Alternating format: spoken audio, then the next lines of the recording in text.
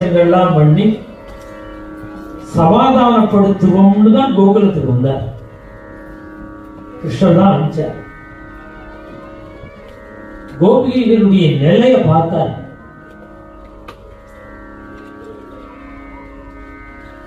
அவர் விடை பெற்று கிளம்பும் பொழுது நிறைய கோபிகைகள் கிருஷ்ணனுக்கு நிறைய வெண்ணெய் பால் எல்லாம் கொடுத்தாங்க. கிருஷ்ணன் கொண்டு போகும்போது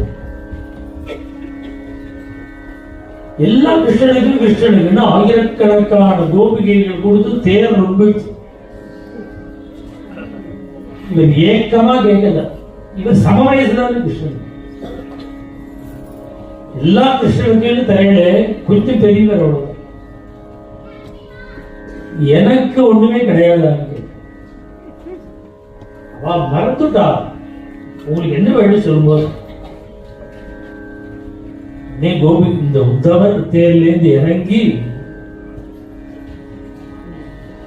தன்னுடைய உத்தரையும் மேவேஷ் அதை போட்டு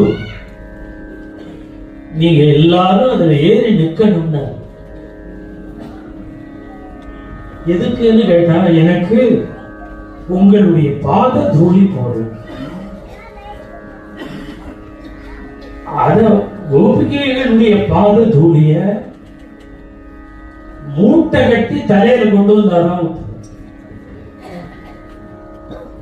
அப்பதான் சொல்றது ஏவம் பக்தி,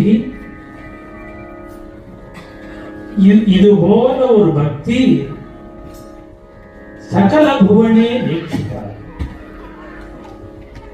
உலகம் முழுக்க தேடினாலும் இப்படி ஒரு பக்தியை பார்க்க முடியாது.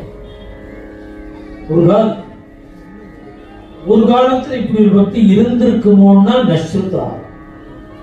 அப்படி கேட்படவும் இல்லை. சாஸ்திரம்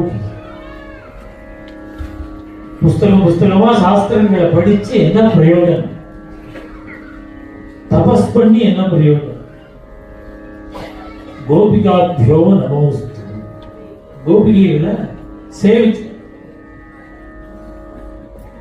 அப்படி உத்தவர் மாதிரி உள்ள மகாத்மாக்கள்லாம் பக்தாள்லாம் கோபிகைகளை சேவிக்கணும்னா அவளுக்கு எவ்வளவு பக்தி இருக்கணும்? அவளுடைய பக்தியோட சாரம் தான் கோபிகா. அதனால இதனுடைய ஓடுறது விளையாடுறது கோபிகா இருக்கும் போது ரகட பண்றது அது பெரிய அபச்சாரம். பகவானுக்கு பண்ற பெரிய அபச்சாரம். அதனால கோபிகா கீதம் சிரத்தையா